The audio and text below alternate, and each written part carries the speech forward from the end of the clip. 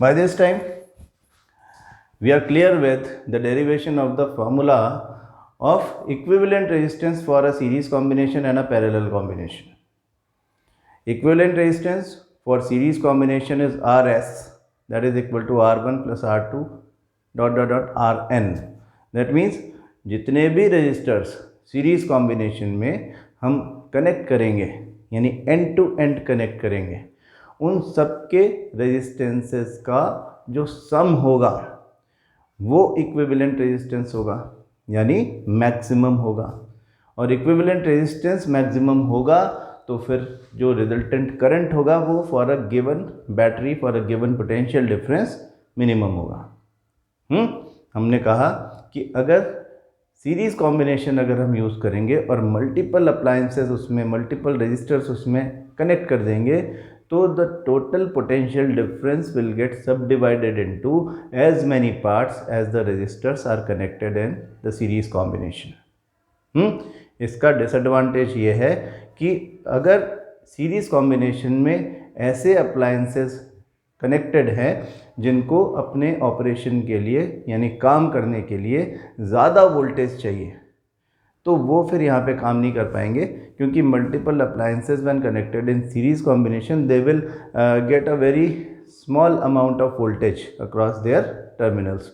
तो series combination जो है वो हमारे डोमेस्टिक सर्किट में सक्सेसफुल नहीं है। उसके अलावा सीरीज़ कॉम्बिनेशन के साथ में एक और डिसएडवांटेज था कि अगर सीरीज़ कॉम्बिनेशन में कोई भी एक अप्लायंस ख़राब हो जाता है, कोई भी एक बल्ब फ्यूज़ हो जाता है, कहीं भी कोई वायर टूट जाता है, तो वो पूरा सर्किट जो है वो उसके सारे अप्लायंसेस एक साथ काम करना बंद कर देंगे। क्यों? Because the path of flow of current जो है वो सेम है। पैरेलल कॉम्बिनेशन में ऐसा नहीं है। देखो पैरेलल कॉम्बिनेशन अब देख तो लिया ही है हमने, अपन देखते हैं पैरेलल कॉम्बिनेशन। समझो यही एग्जांपल एक ले लें जो हमें सामने दिख रहा है कि करंट समझो ऐसे जा रहा है, this is the path of current. हमने कहा ना कि पैरेलल कॉम्बिनेशन जो होता है उसमें जितने भी रजिस्टर्स हों वो दो कॉमन पॉइंट्स पे जुड़े हुए रहते हैं। तो इन दो पॉइंट्स जिनके नाम हम अगर ए और बी रख दें, उन पॉइंट्स के बीच जो पोटेंशियल डिफरेंस होगा वो इन सारे रजिस्टर्स के लिए वोल्टेज का या पोटेंशियल डिफरेंस का काम करेगा।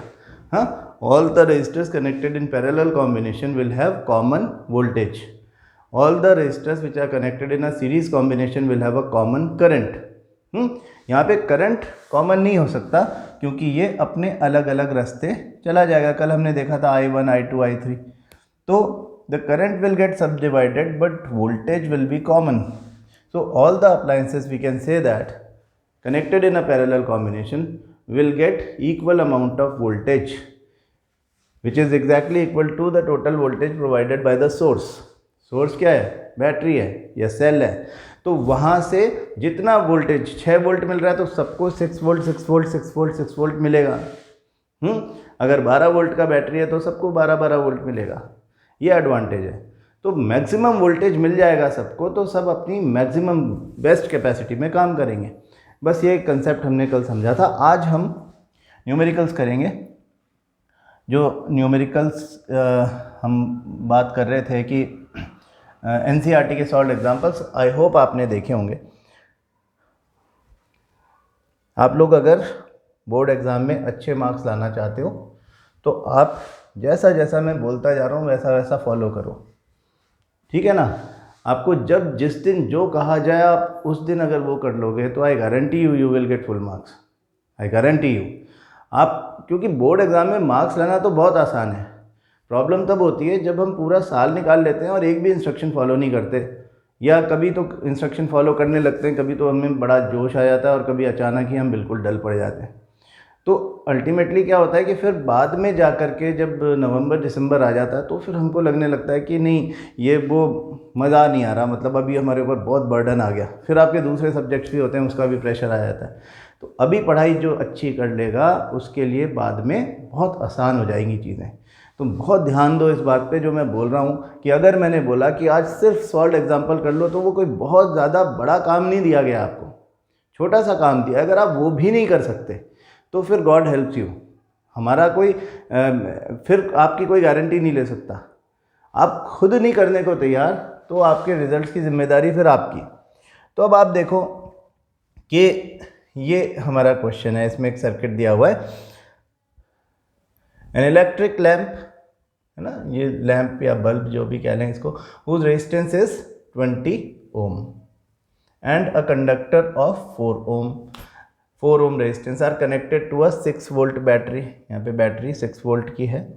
And calculate the total resistance of the circuit. तो चलो अपन एक काम करते हैं, इसको अपनी शीट पे लेके चलते हैं, वहाँ पे इसको आराम से सॉल्व करेंगे।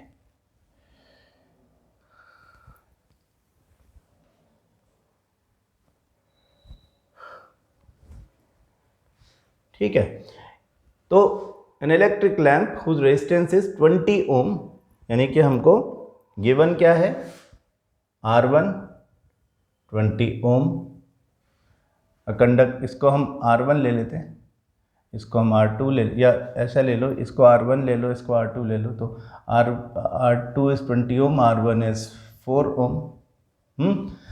दे are connected to a 6 volt battery. हाँ, V इज गिवन 6 वोल्ट। अब ये वोल्टेज टोटल वोल्टेज है, ध्यान रखना, यहाँ पर V1 कुछ और है, यहाँ पर V2 कुछ और है।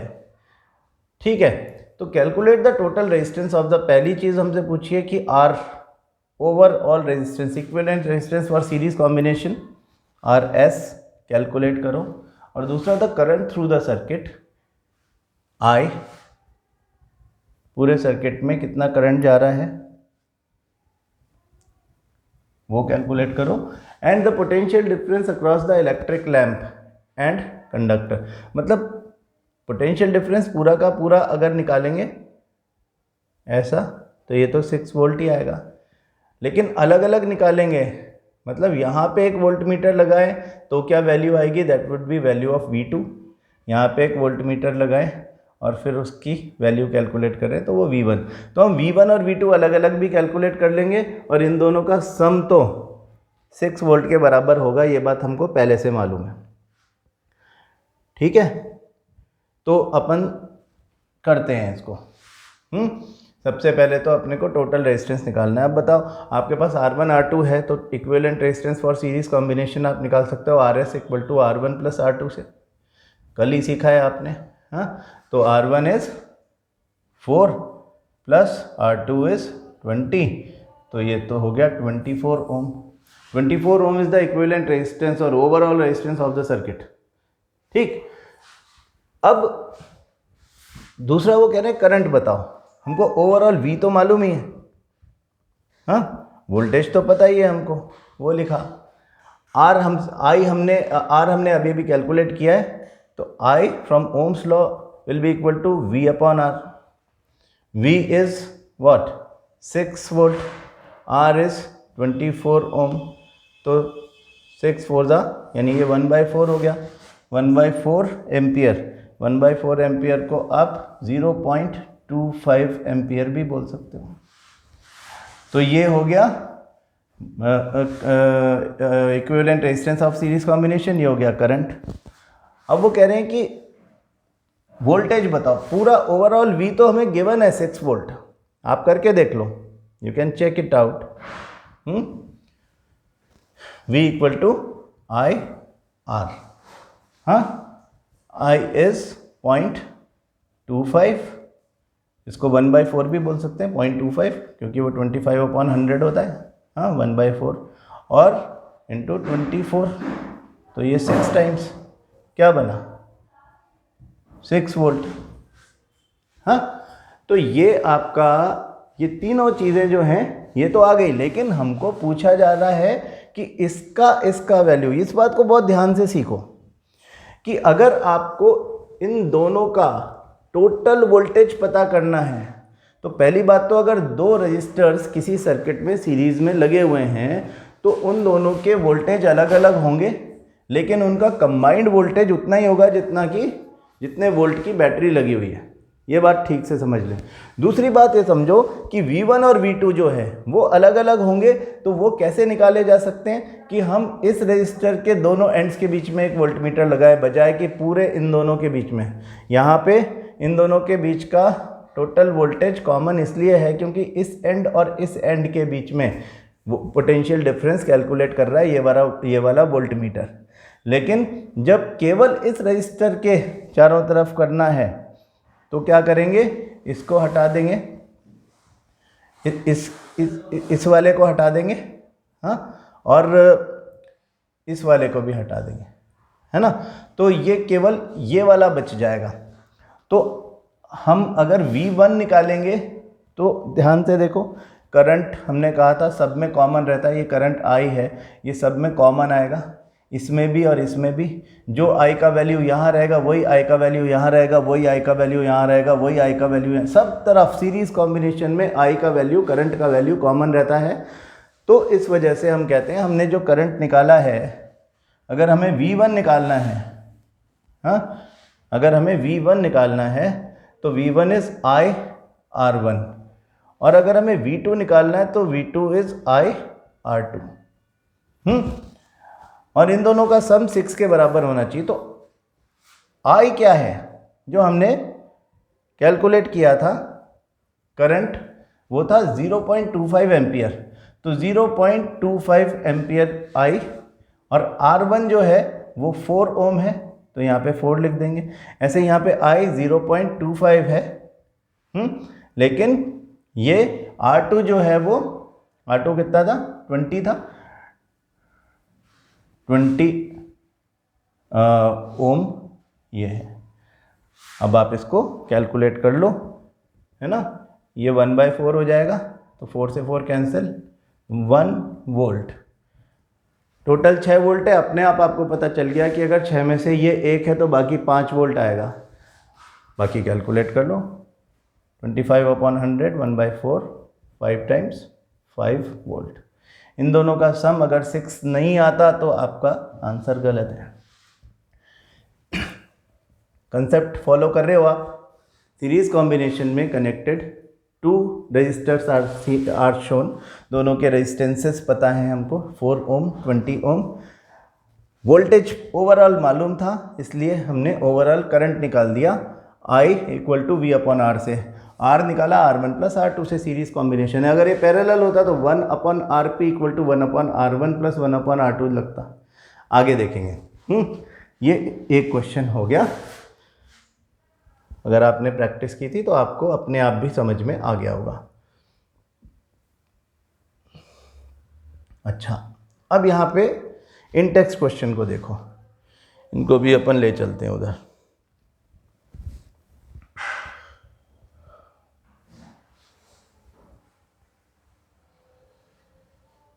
है ना, न्यूमेरिकल से ज़्यादा कंसेप्ट सीखने की कोशिश करो। हमारे जो न्यूमेरिकल होते हैं ना, वो हमारा कंसेप्ट ही होता। बेसिकली कंसेप्ट हमको सबसे ज़्यादा तब सीखने को मिलता है जब हम न्यूमेरिकल करते हैं, क्योंकि numerical he application of concept है। जो आपने थ्योरी सीखी है उस थ्योरी का एप्लीकेशन है वो। तो आप जितने ज़्यादा न्यूमेरिकल करोगे आपकी थ्योरी उतनी ज़्यादा स्ट्रांग होगी।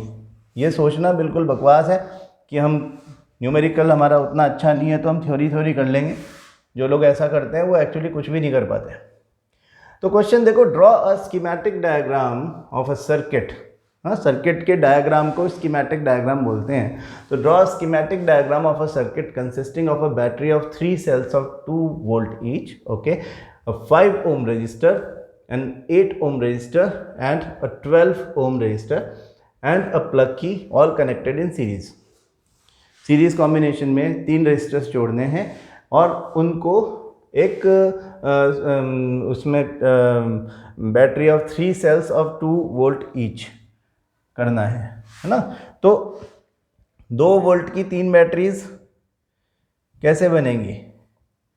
ये एक 2 वोल्ट का सेल है, ठीक है, ये दूसरा सेल है, ये तीसरा सेल है। तो ये 3 सेल की बैटरी बन गई, 2 × 3 6 वोल्ट की बैटरी बन गई, है ना। 2 वोल्ट × 3 6 वोल्ट। ये इस तरह से कनेक्टेड दिखाते हैं, है ना। इधर प्लस लिख दो, इधर माइनस लिख दो, है ना। प्लस माइनस आपस में जुड़ गया तो एक बैटरी। तो battery is a combination of cells. आपसे कोई डेफिनेशन पूछे व्हाट इज बैटरी, कोई पूछे तो आप बोलो it is a combination of multiple cells. उसके साथ में की जोड़ दो यहीं पे, की कहीं भी जोड़ी जा सकती है, लेकिन जनरली हम बैटरी के पास ही दिखा देते हैं उसको। और 5, 8 एंड 12 ओम के 3 रजिस्टर्स दिखा देते हैं। चलो इजी है, बिल्कुल कोई प्रॉब्लम नहीं है ना। ये हो गया हमारा 5 ओम का रजिस्टर, ये हो गया हमारा 8 ओम का रजिस्टर, ये हो गया 12 ओम का रजिस्टर, और इसको जोड़ दिया इससे, है ना। की प्लग इन करी तो इसमें करंट आएगा, current will flow like this. हाँ, सबके लिए I कॉमन रहेगा, V1, V2, V3 तीनों के लिए अलग अलग रहेंगे। V1 is I R1, V2 is I R2 and V3 is I R4। बस इतना सा कंसेप्ट है। अब क्वेश्चन देखो क्या है, ये तो बनाना था, बना दिया। चलो redraw the circuit of question 1 बनाई है जी। Putting in an ammeter to measure the current, इसमें अमीटर लगाना है तो हमने यहाँ पे एक अमीटर लगा दिया। अमीटर लगता है सीरीज़ में, क्यों लगता है सीरीज़ में, दिस इज अ क्वेश्चन, है ना।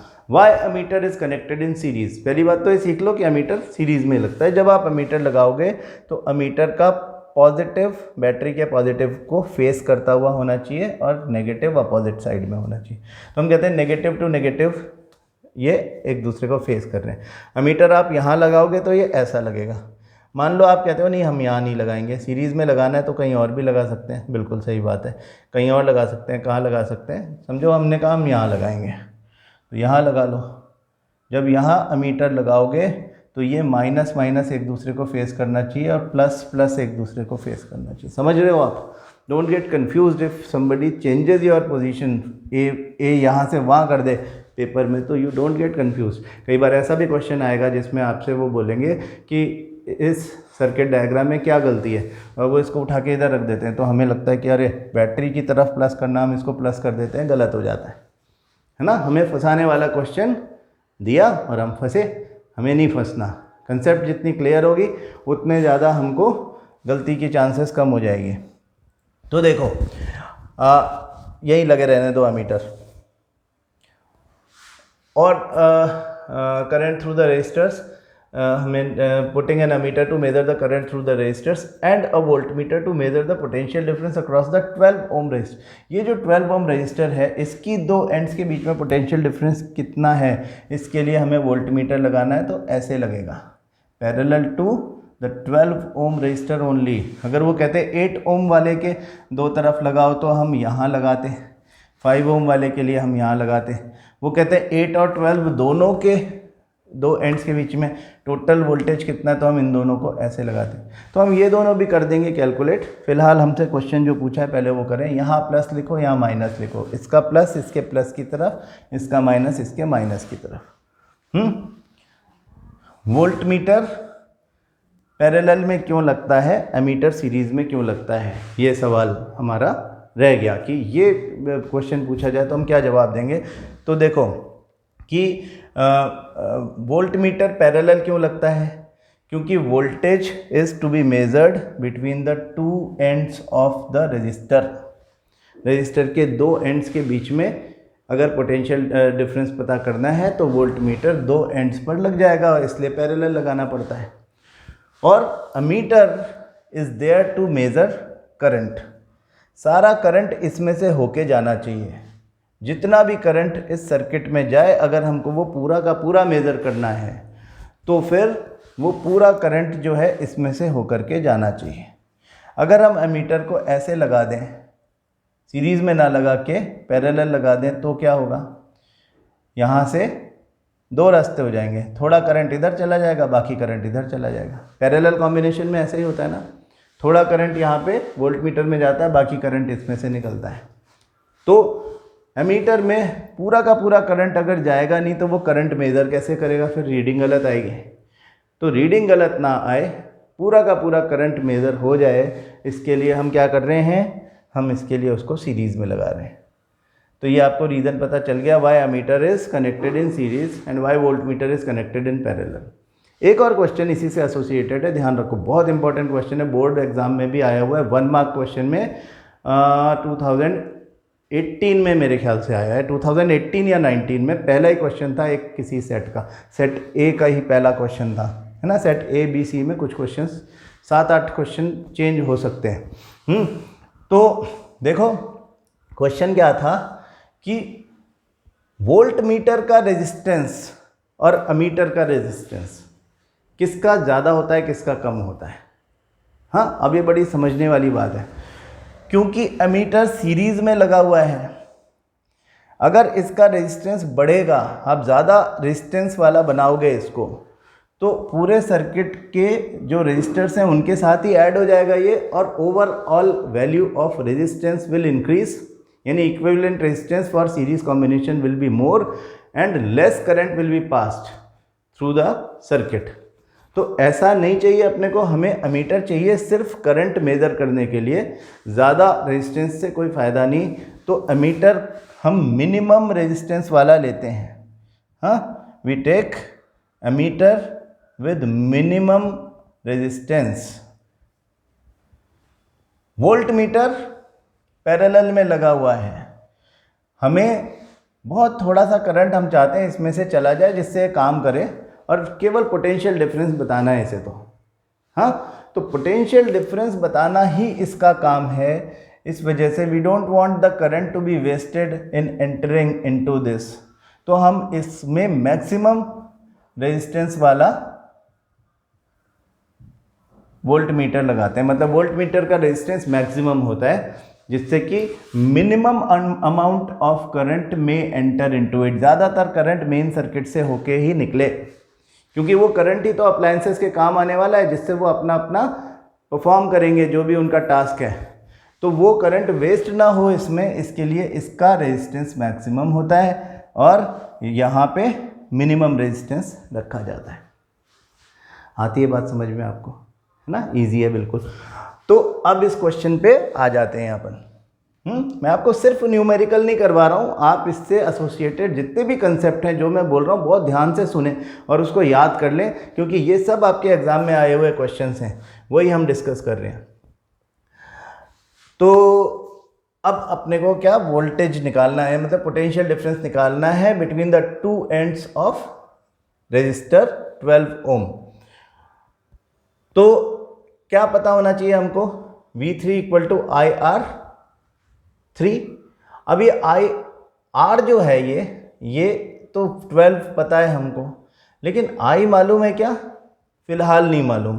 अब I कैसे पता चलेगा, I के लिए हमको ओवरऑल R पता होना चाहिए, V तो हमको मालूम ही है, तो I equal to V upon R आएगा। तो पहले तो हम RS यानी equivalent resistance for series combination निकालें, R1 plus R2 plus R3। तो R1 is 5 plus R2 is 8 plus R3 is 12, तो ये कितना हो गया, 12 plus 8 20 plus 5 25 ohm. 25 ohm is the equivalent resistance for series combination for this circuit, equivalent resistance of series combination. और V हमें पता है दैट इज 6 वोल्ट, तो I कितना होगा, Ohm's law, V equal to IR, I equal to V upon R। V is 6 and this is 25, है ना, ऐसा ही है। तो करंट कितना निकलेगा हम कैलकुलेट कर लेते हैं, 0.24 एम्पियर ना, 25 टू ज़ा 50 एंड 10 0 तो 4 ज़ा 100 आ जाएगा। तो 0.24 एम्पियर इज़ द करंट। इसका मतलब इस पूरे सर्किट में हर जगह 0.24 एम्पियर करंट जा रहा है। तो यहाँ पे V3 निकालना है, हम V3 V4 V5 सब मतलब V3 V1 V2 सब निकाल सकते हैं।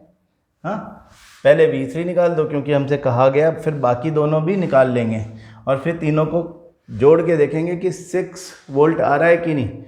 V1 V2 V3 तीनों का सम 6 वोल्ट होना चाहिए। तो यहाँ पे V3 क्या निकलेगा, V3 equal to IR3 I is 0.24 और R3 is 12। तो ये बनेगा हमारा मैंने पॉइंट हटा करके 100 नीचे ले लिया है, जिससे 24 × 12 हो जाए, तो ये हो गया 288/100, मतलब 2.88 वोल्ट। ये आपका आंसर आ गया। हाँ, 2.88 वोल्ट इज V3। V2 निकालना है तो V2 = IR2 निकाल लो। V2 = IR2 0.24 × 8, वैसे ही करते हैं। हाँ, तो क्या बना 192/100, दैट इज 1.92 वोल्ट। और अगर ये निकालना है V1, तो V1 = IR1 0.24 × R1 है 5। ऐसा ही कर दें।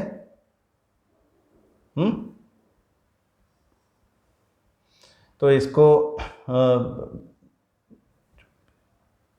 120/100, दैट इज 1.2। इसको आप 1.2 वोल्ट कह सकते हो।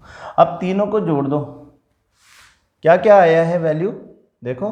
1.2 वोल्ट आया है, 1.92 वोल्ट आया है, और उधर 2.88 वोल्ट आया था।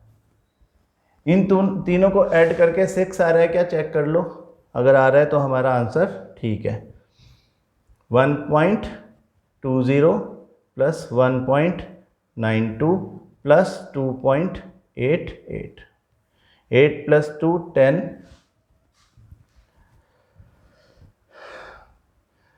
फिर 11 + 8 19 and 22, 2 + 2 + 2, दैट इज 6.00 वोल्ट।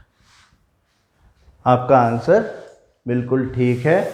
और उससे ज़्यादा इम्पॉर्टेंट है कि आपको ये सीखने मिला इससे कि actually what is the relationship between V, I and R in a series combination. Simple है, न्यूमेरिकल। आप अपने आप से करके देखना, अगर अब तक किया नहीं है तो कर दिया है तो बहुत अच्छी बात है। आगे देखें, पैरेलल कॉम्बिनेशन के कंसेप्ट को एक बार फिर से देख लेते हैं कि हम कह रहे हैं कि अगर ये यहाँ पे जैसे 3 रजिस्टर्स जुड़े हुए हैं, हाँ, all of them are in parallel combination, they are connected to 2 common points x and y से जुड़े हुए हैं दोनों, और तीनों, और उनके बीच में वोल्टेज कॉमन रहेगा। तो V is common and I would B I1, I2 and I3, 3 part हो जाएंगे। तो अगर हमको ओवरऑल वोल्टेज हमने इस तरह से रखा हुआ है, चाहे हम ऐसे निकालें, चाहे यहाँ पे एक पैरेलल वोल्ट मीटर लगा दें, यहाँ पे लगा दें, यहाँ पे लगा दें, एक ही बात है, आपका वोल्टेज वही आएगा जो आपकी बैटरी वोल्टेज। यदि ये 6 वोल्ट है तो यहाँ भी 6 वोल्ट, यहाँ भी 6 वोल्ट, यहाँ भी 6 वोल्ट वैल्यू आएगी। ओवरऑल आप कैलकुलेट करोगे तो ये भी 6 वोल्ट ही आएगी। ठीक है, तो तीनों रेजिस्टर्स के दोनों एंड्स के बीच में पोटेंशियल डिफरेंस कॉमन होता है इन अ पैरेलल कॉम्बिनेशन। ये इसका एडवांटेज है। लेकिन अगर हम एक एमीटर यहाँ लगा दें, एक एमीटर यहाँ लगा दें, एक एमीटर यहाँ लगा दें, तो तीनों अलग अलग वैल्यूज़ I1, I2 और I3 के देंगे, क्योंकि करंट जब चलता है तो यहाँ पे आके 3 अलग अलग रास्ते में चला जाता है। और फिर I का वैल्यू, V तो कॉमन है, I का value depends upon R1, R2, R3, ठीक है ना। तो अगर ओवरऑल 2 एम्पियर करंट इसमें जा रहा है तो 2 एम्पियर के 3 टुकड़े हो जाएंगे, तीनों को कम कम करंट मिलेगा। जिसका रेजिस्टेंस ज़्यादा होगा उसे सबसे कम, जिसका सबसे कम होगा उसे सबसे ज़्यादा करंट मिलेगा। लेकिन इन तीनों का करंट जो I1, I2, I3 है वो ओवरऑल करंट I के बराबर होगा, इनका sum I = I1 + I2 + I3। Equivalent resistance for parallel combination 1/R R P equal to 1/R1 plus 1/R2 plus 1/R3। इस तरह से हमें करना है। तो अब अपन इसके सॉल्व एग्जांपल्स पे नज़र डाल लेते हैं क्या है। ये हमको एक एग्जांपल मिल रहा है, इसे ले चलते हैं अपनी शीट पर।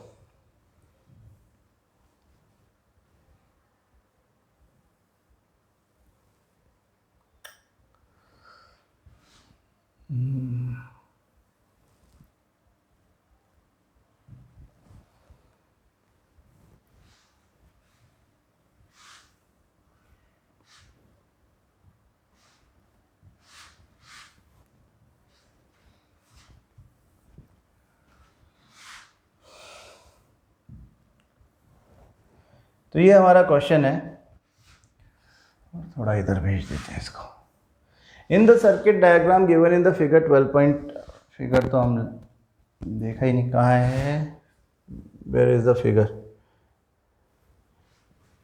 कौन सा फिगर बोल रहा है, 12.10 ऊपर है क्या, 12.11 ये है, ओके 12.10 यही है जिसको हम अभी देख रहे थे।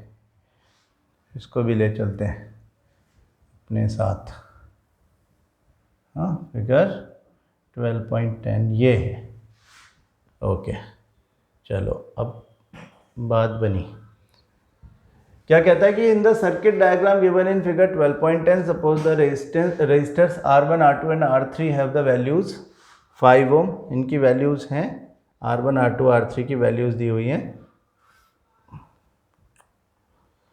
वैल्यूज दी हुई हैं 5 ohm, 10 ohm and 30 ohm respectively, which have been connected to a battery of 12 volt, 12 volt की ये बैटरी है। Calculate a the current through each register, यानी I1 I2 और I3 तीनों में अलग अलग होगा, वो कैलकुलेट करना है। The total current I calculate करना है उसके बाद, यानी I इक्वल टू, जब आप I1 I2 I3 निकाल लोगे तो I1 plus I2 plus I3 ये तीनों का सम भी निकाल लोगे। हम साथ में ये भी काम करेंगे कि एक तो इस तरीके से निकालेंगे, एक ओवरऑल R निकाल के, यानी equivalent resistance for parallel combination निकाल करके, टोटल V तो हमारे पास है ही, I इक्वल टू V/R भी कर लेंगे। तो देखेंगे कि दोनों की वैल्यू सेम आ रही कि नहीं आ रही। समझ रहे हो आप बात? देखो, नहीं समझ रहे हो तो अब आ जाएगी समझ में देख करके। सॉल्यूशन देखो, गिवन क्या है हमें, R1 R2 R3 की वैल्यूज़ गिवन है, V की वैल्यू गिवन है। तो हम पहले तो ये लिख लें कि व्हाट इज़ गिवन। हाँ, V is 12 volt and the values of R1 5 ohm, R2 10 ohm, R3 30 ohm। ठीक है, वो कह रहे हैं कि A I1 कितना है, I2 कितना है, I3 कितना है। कोई भी न्यूमेरिकल शुरू करो तो गिवन लिखो सबसे पहले, और फिर ये बताओ कि क्या क्या पूछा जा रहा है ना। आपके लिए भी इजी होगा, चेक करने वाले के लिए भी इजी होगा।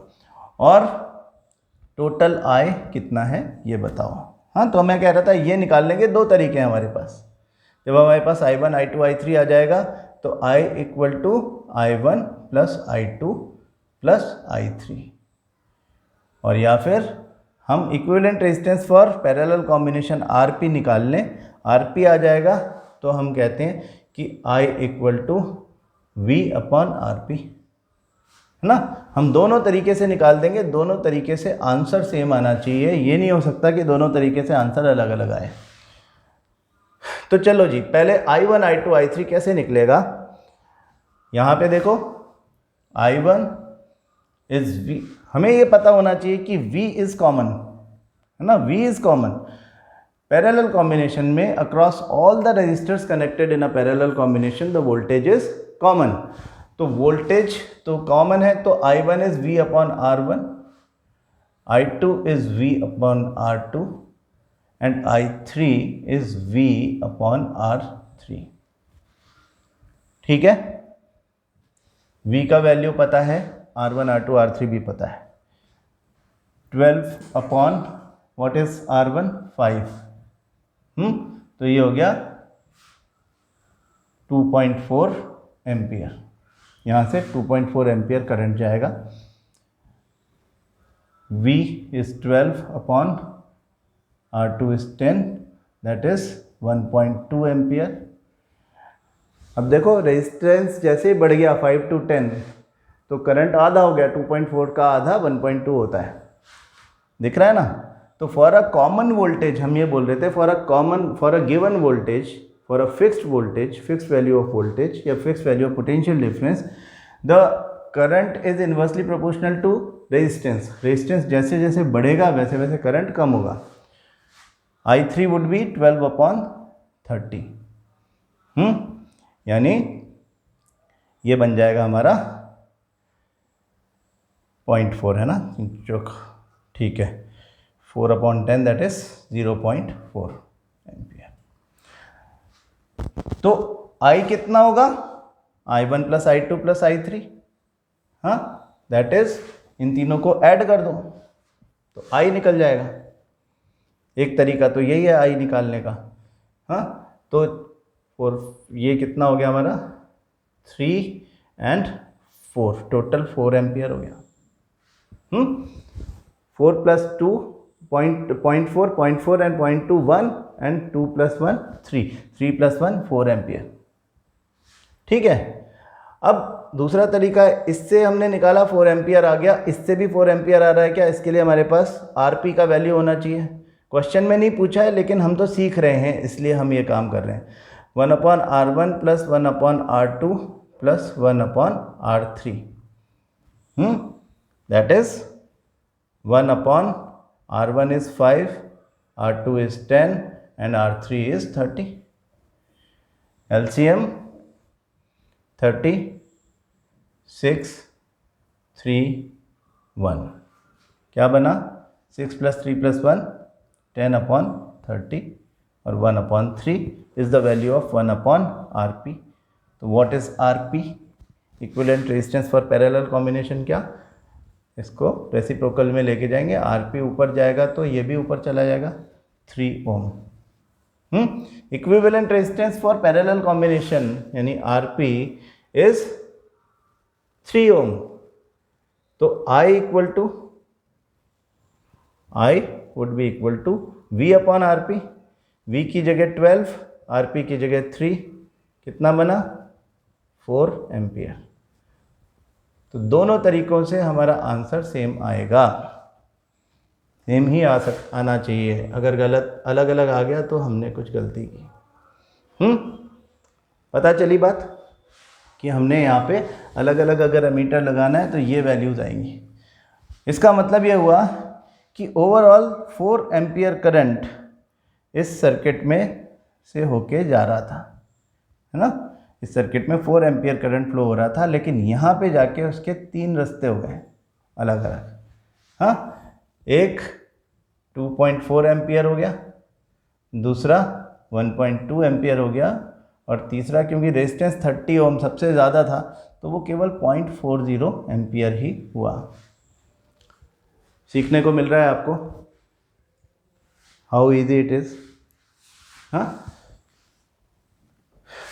और देखते हैं ना, अब आप उनके सॉल्यूशंस देखते रहो। इसमें जो लिखा है जैसे भी हमको अपने हिसाब से करना आना चाहिए, है ना। जैसे मैं आपको बता रहा हूँ, आपको अगर मेरी बात समझ में आ रही है तो ठीक है। आप NCERT का सॉल्यूशन देखें ना देखें उससे कोई बहुत फ़र्क नहीं पड़ता मेरे को, तो आपको बात समझ में आनी चाहिए, क्योंकि यही तरीका है कंसेप्ट सीखने का। आप कंसेप्ट सीख के करें, रेक्टिफिकेशन करने को मैं कह नहीं रहा। अभी सॉल्व एग्जाम्पल इसलिए कर रहे हैं कि प्रैक्टिस हो जाए। अच्छा, this is another question.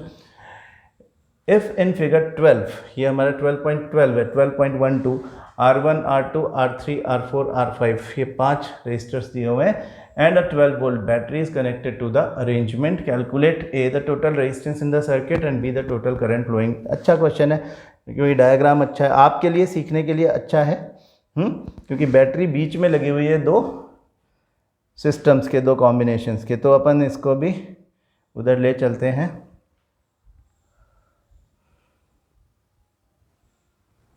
This is the question पहले क्वेश्चन ले लो और साथ में डायग्राम भी ले लो।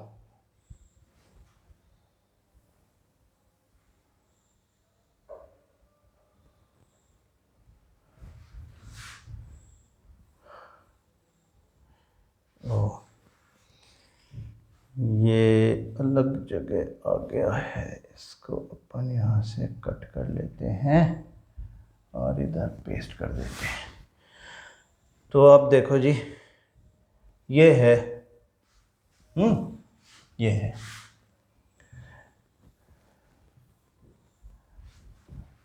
ना। I hope this is visible.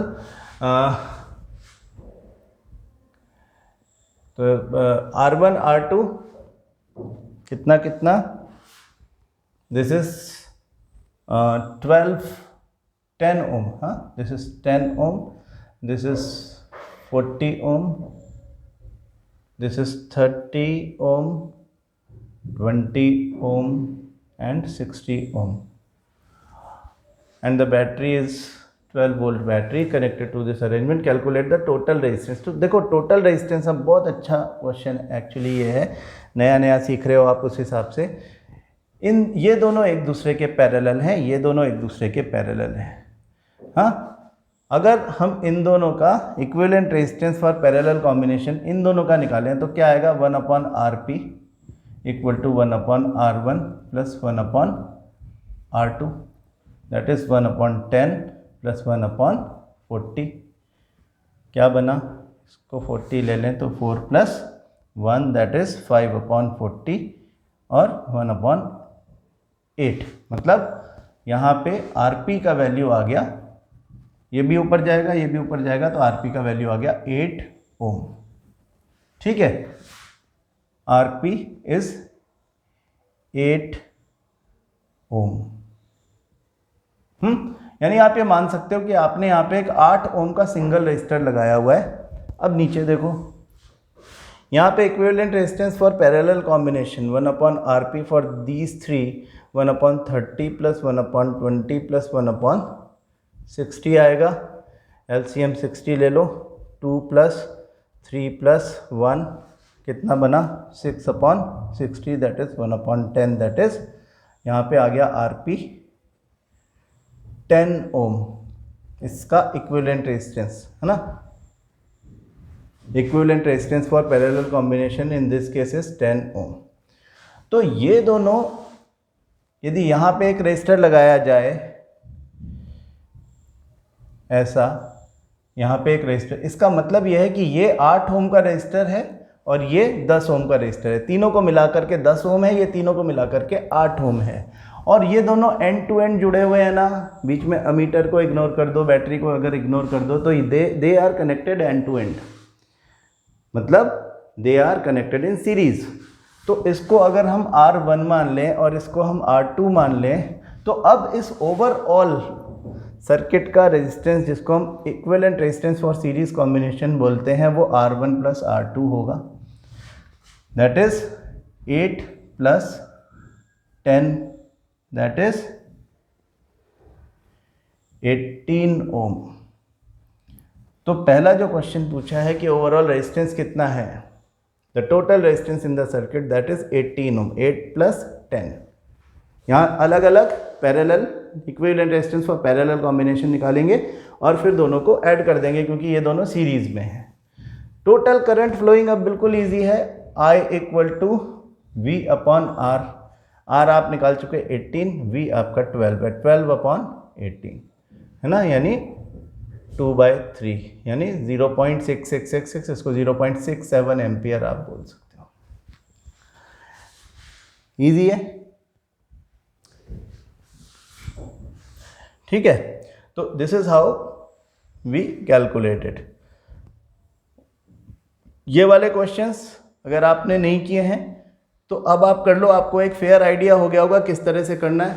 कल हम इसको ख़त्म करके फिर मैं एक वर्कशीट आपको साथ में करवाऊंगा, कुछ एक अच्छे क्वेश्चंस करवाऊंगा, जिससे कि आपको आइडिया लगे कि जो पैरेलल कॉम्बिनेशन जो अभी हम इसमें एक दिन और लगाएंगे, आराम से एक दिन और लगेगा, उसके बाद भी तो वो भी लगाएंगे, है ना। जल्दबाजी कुछ भी नहीं है, ठीक से समझना बहुत ज़रूरी है। यहाँ से ज़रूर एक क्वेश्चन आएगा आपको बोर्ड एग्जाम में, ध्यान रखना, ये जो न्यूमेरिकल इस तरह के कर रहे हैं, इनमें क्वेश्चंस बड़े इंपॉर्टेंट होते हैं, ज़रूर आते हैं वो एग्ज़ाम में। तो हम इसको अच्छे से सीख के निकलेंगे यहाँ से। तो मैं आपको कुछ प्रैक्टिस करवा करके फिर आपको एक वर्कशीट देता हूँ और फिर देखते हैं कि अपन उसको अपने आप से कर पा रहे हैं कि नहीं। ठीक है, तो यहाँ तक कल सबको करके रखना है अपने आप। होमवर्क नहीं दे रहा हूँ आपको, सेल्फ प्रैक्टिस के लिए एक टास्क दे रहा हूँ। होमवर्क दूंगा मैं कल, ठीक है। अभी तो आप प्रैक्टिस करो, अपने ऊपर कोई टेंशन मत लो, लोड मत लो। कुछ नहीं आ रहा है, कोई क्वेश्चन आपको समझ में नहीं आ रहा है, उसका पिक्चर लेकर के मुझको व्हाट्सएप पे भेज दो, I will solve that for you. ठीक है, चलो keep practicing, enjoy, thank you.